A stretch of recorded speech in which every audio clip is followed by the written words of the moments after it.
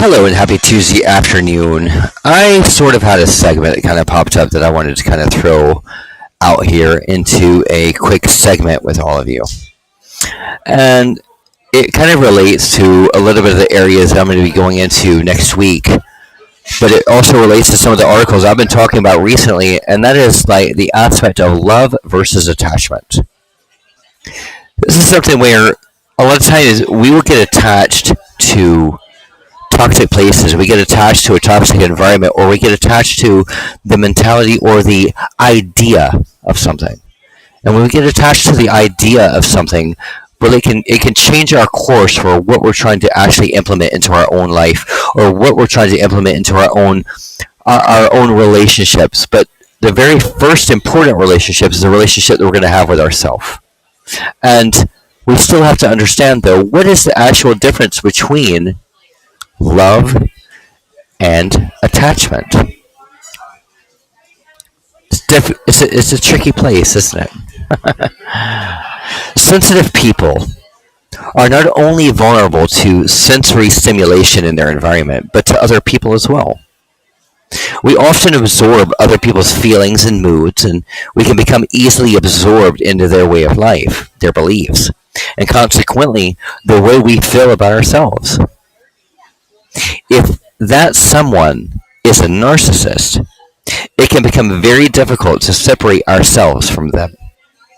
We become their prey, but we don't realize it until it's too late, and instead, we think we're falling in love. When these two elements, sensory stress and other people, are combined, it can become a very toxic situation. So, for example, if you've just moved to a new town or started a new job, you're going to feel overwhelmed by the newness of your environment. A big life change is stressful for anyone. But, high sensory people, feel it intensely. And an HSP, under stress, is vulnerable to the influences, good or bad, of other people. Say you've just started a new job in a new town and you meet this guy. He's friendly, funny, wants to help, you know. He shows you a reliable place to get your car serviced, and he invites you out for drinks after work with colleagues. He even helps you assemble your new flat, furniture and so forth. He provides all the help and companionship you could ever want, and more importantly, that you need. He also makes you laugh, tells you how great you are, how he's been waiting for you all of his life. You feel appreciated, flattered, relieved to have found someone that you can rely on. And guess what? You feel loved. So, you start a relationship with this person. But soon other people are wondering what you two see in each other. You don't even have much in common, but you feel that you have a real connection. And so you stay. Even when this person makes more and more demands of you. Even when they start making you feel bad about yourself. No matter how bad it gets, you stay because the thoughts of losing them is terrifying. The truth is that the only thing you really have in common is a terrible loneliness, a need for someone to be there, and the need to feel that someone cares. Oftentimes as well, this person can dissuade your efforts to improve or change your situation, as it would remove you from their life. This is attachment. Attachment is a need for someone to fill a void in your life, in your self-esteem, So when you feel that you're all alone and cannot rely on yourself, well, someone will come along and you will feel that they are a port in the storm.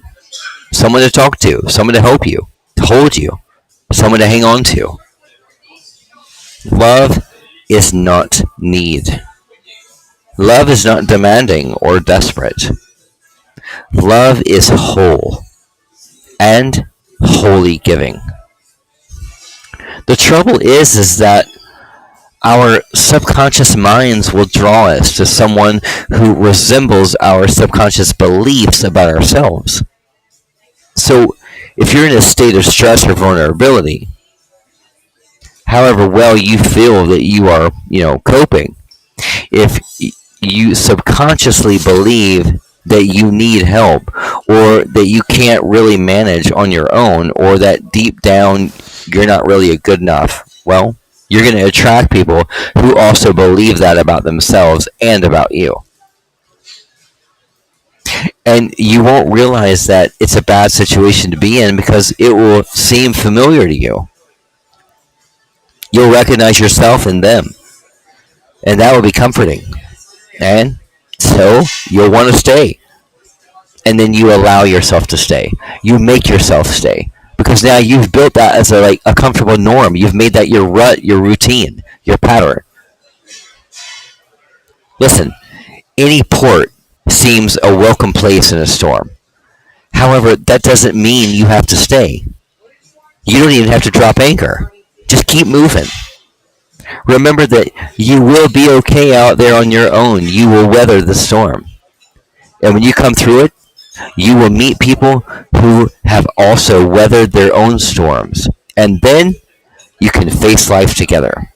Knowing you found someone who can truly be somebody that you can count on and truly love. And guess what? That's also going to be somebody who truly loves you. So learn to understand that difference.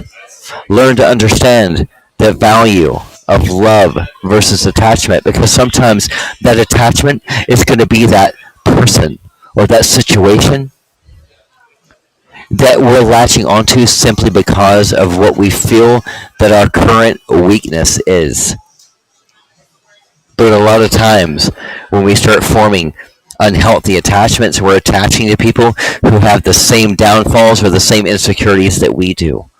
We start latching on to people who are also struggling in the same areas that we are. But sometimes when you're in a new situation or you're trying to attach to somebody, and like in the example I mentioned earlier, you go to a new city or you're starting a new job and all of this, and you don't know anybody, and all of a sudden you got somebody that's right there all the time, right there, ready to be all of the answers for everything you need. Well, make sure of it. Don't drop anchor immediately. It's okay to stay afloat for a little bit. Kind of figure out what's going on.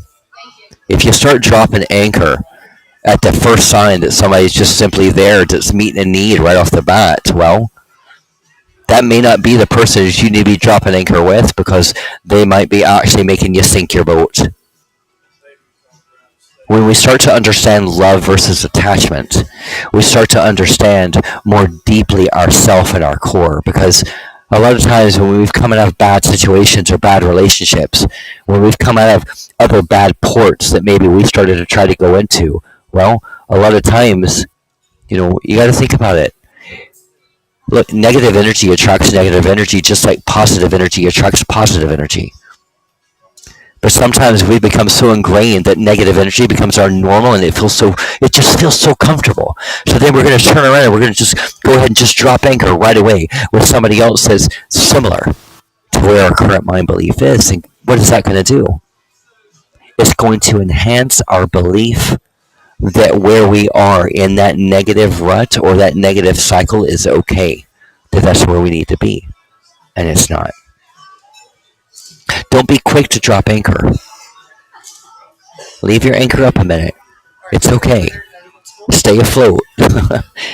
You're going to weather the storm, and you're going to weather the storm based on your own well-being of your own mindset of you, your own mindset of where you are, who you are, what you've been through, and where you're going. And if you are embarking into your own next chapter, your new territory, new environment, a new sea, all right? Well, you're going to encounter some new people. And guess what? We are all human beings, and we all have a past. So bear in mind that if you're coming out of a negative storm, well, don't just immediately attach yourself to another negative storm. Take the time to Get to know where you are. Get to know the oceans that you've traveled through to get to where you are now, and give yourself time to stay afloat. Keep sailing till that storm passes. You got some sunlight shining on you, and you can see where you are and where it is you want to go. Understand love versus attachment. Understand what you're going to attach yourself to, and make sure that it's something healthy, and make sure it's something loving, and make sure it's something positive. I hope this episode can help you a little bit. I just felt drawn to kind of toss this into you as an afternoon segment. So, guys, thank you for being here, Laura and Truth and Lynette. Guys, if you missed the beginning, I hope you'll give it a repeat. And but yeah, just know where you are and know where you're going and know what you're attaching to, because that's going to make all the difference on the flow of your heart, of your soul, of your love, of your mind. That's going to make all the difference. And don't let yourself attach simply because something is normal. Because a lot of times our normal may be the toxic that we've made our normal. And we got to break that. We got to break that cycle. We got to ride that wave. We got to get through that storm so that we can get to that calm water, to that peaceful place, to that loving place that we have with ourselves. So until next time, guys, be happy, be healthy, and I will see you guys again very soon.